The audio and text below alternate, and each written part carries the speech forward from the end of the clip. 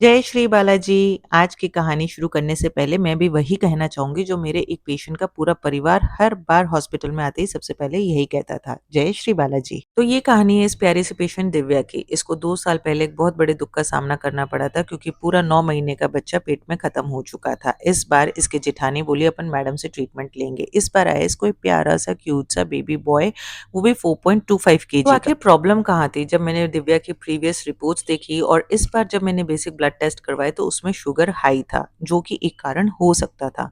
जब इसने अपने बेबी को देखा बहुत ज़्यादा इमोशनल हो गई और इसने जो शब्द कहे उनकी वजह से मेरा दिल भी सहम गया।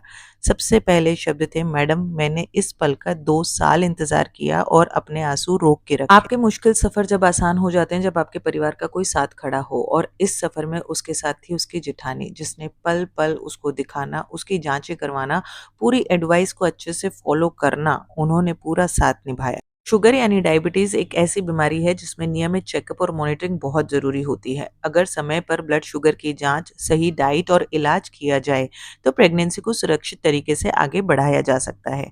दिव्या के केस में भी हमने शुरू से ही उसकी सारी ज़रूरी इन्वेस्टिगेशन समय पर करवाई और शुगर को लगातार मॉनिटर किया गया। जब माँ का ब्लड शुगर अनकंट्रोल रहता है तो इससे माइक्रोवास्कुलर डैमेज होता है। प्लेसेंटा की छोटी-छोटी ब्लड वेसल्स में थिकनिंग और डैमेज होने लगता है। इससे यूट्रोप्लेसेंटल ब्लड फ्लो कम हो जाता है और बेबी को मिलने वाली ऑक्सीजन और न्यूट्रिशन कम हो सकता है। इसी की वजह से क्रॉनिक फीटल हाइपोक्सिया और गंभीर मामलों में आईयूडी हो सकता है। दिव्या के केस में पहले टैबलेट शुरू करी गई, लेकिन फिर जब शुगर कंट्रोल नहीं हुआ तो इंसुलिन इंजेक्शंस पे लेना पड़ा।